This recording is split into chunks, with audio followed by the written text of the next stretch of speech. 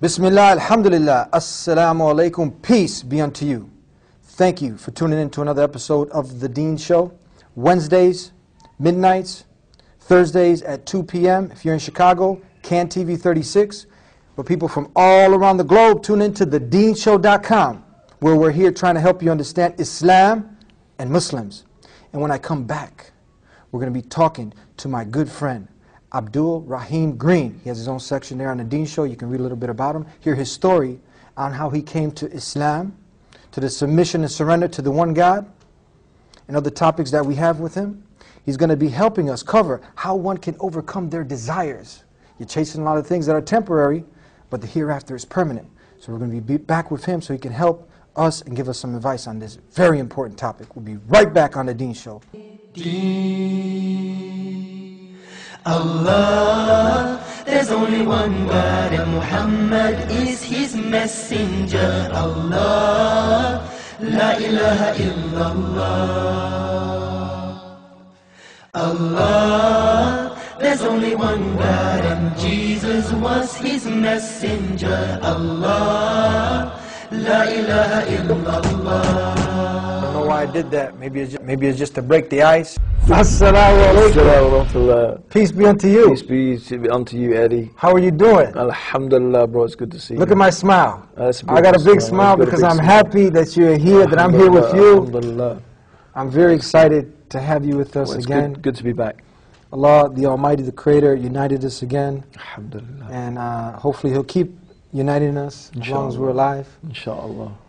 I want to talk to you about many things. There's many beautiful things that there are to talk about in Islam. But one of the things that many of us encounter are people who agree with the idea that there is only one God and that we should worship Him alone. That we should not worship the sun, the moon. And you gave some beautiful analogies, and people can see the show about how you came to Islam and how you refuted the idea that God can be a man, that God could be a woman, etc., etc. It doesn't go with the nature. So when people understand that this call to Islam is something natural, worship God, surrender and submit to Him, it's something that people are bobbing their head. They say, yes, this makes sense. But now the action that is necessary to follow this belief, that's where people, many times, they don't come to. So there's a lot of desires we feel that people have, and they're in pursuit of the American dream. They're in pursuit of their American home, the White House with the picket fence. They want to be around that elite group of people. So do you think a lot of times that this is more important to people than the truth? And how can they overcome this desire for wanting the money, the prestige? And you know what? God's way of life is just getting in the way. Talk to us.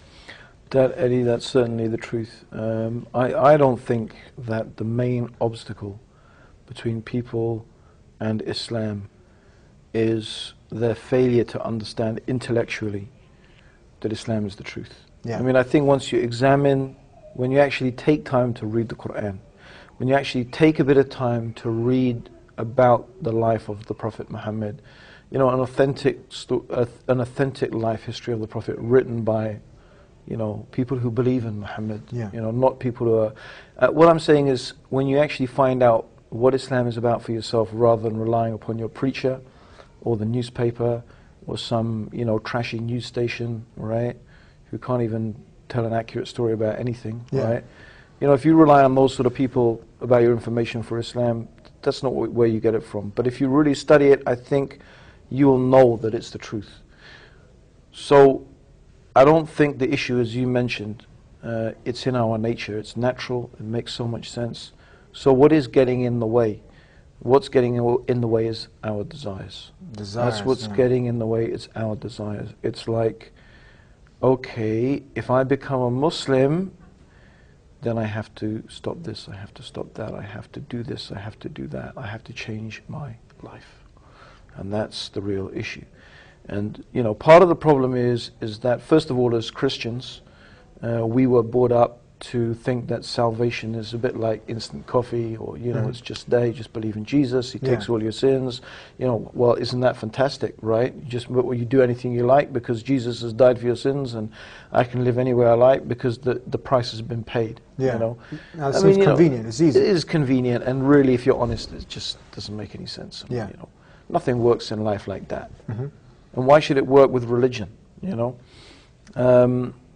No, it's desires, Eddie. And you see, the thing is, my bro, is that most desires, in Islam, the word for desires in Islam is nafs. Nafs. Yeah. It's interesting that the nafs is actually, at its very root, it's very basic. The nafs are actually essential for our survival. They're the things that drive us to eat, to drink, to procreate, to protect ourselves. So the feeling of hunger, that's from our nafs. The feeling of thirst is from our nafs. The sexual desires is from our nafs. Even anger, anger is there. It's essential to protect yourself from dangerous things, right? You get the adrenaline, and all of that is natural in order to protect yourself. And either the nafs are going to do there's one of two things. Either it drives you towards something that is pleasurable, right? Or it takes you away from something that is harmful. So that's the two directions, like obviously in the case of procreation, sexual desire, that's something pleasurable. That drives you in a certain direction, right? But anger drives you away from something that anyway, this is something modern psychologists acknowledge, that these things are going on in the human being, and this is what Islam talked about 1,400 years ago, about the nafs.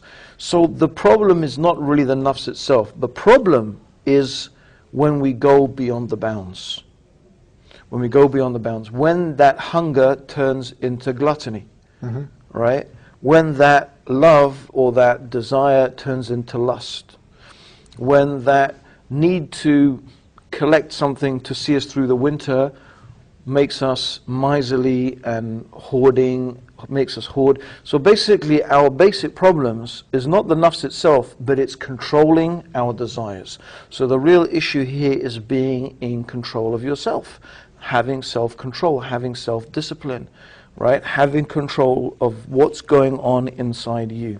Now the real problem, Ed, is that we live in the Western society today, unlike almost any other civilization. If you look in the history of civilization, Chinese civilization, the Roman civilization, ancient civilizations, the ancient Greeks, all of them considered the controlling of your desires and your passions and being in control of yourself as a goal that is worthy of being pursued, right?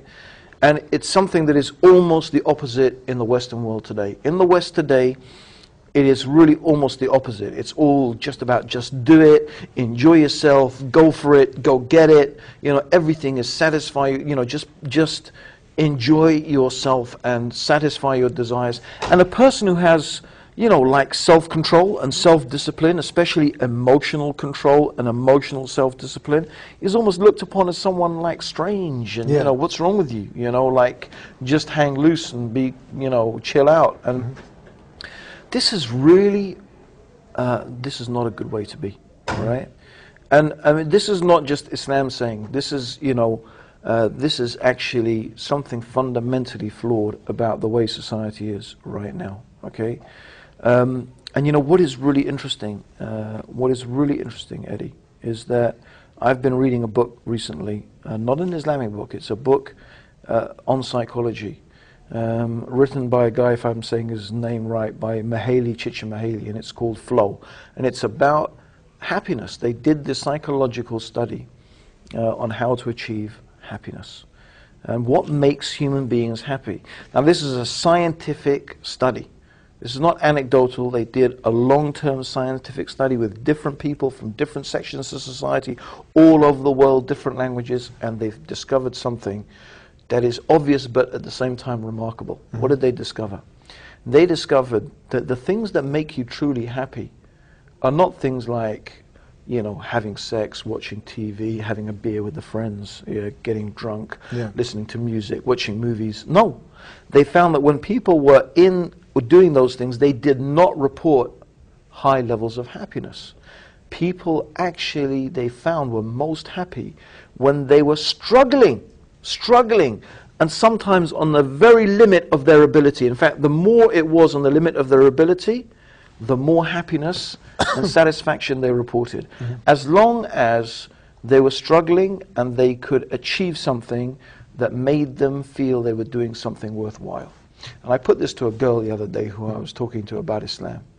And she basically confessed to me. She said, look, the things that worry me, it's not that I don't know Islam is the truth. It's like, I can't get drunk with my friends, and I can't do this, and I can't. And I just took that example, getting drunk. I said, let me ask you a question, right? When you've had a, you know, we call it in England a piss up, right? You know, right? You had a piss up on the town, right? And let me ask you a question. At the end of that night, do you feel I've really achieved something now as a human being? I've contributed to the welfare of humanity? I mean, she laughed, right? But I said, no, seriously. Because at the end of the day, you don't feel that you've done something worthwhile as a human being, you are not going to feel better about yourself. And how can you describe that as happiness? The ultimate end of it is misery, right? And so this is the thing, right? This is the thing about controlling your desires. When you control yourself, you control your emotions, you control your desires, you have control of yourself. This, you know, you are struggling, and sometimes it is hard, and sometimes it is difficult. But what have you achieved? You know that you have achieved something worthwhile. You've achieved a noble and important objective, right? Yeah. Yeah, and I think that therefore in the context of embracing Islam, I'm not going to sit here pretending that it's all going to be easy, right? But I tell you something I'll absolutely guarantee. It will be the most satisfying and happy thing that you ever do in your life, because it will bring you true happiness, true satisfaction. Now,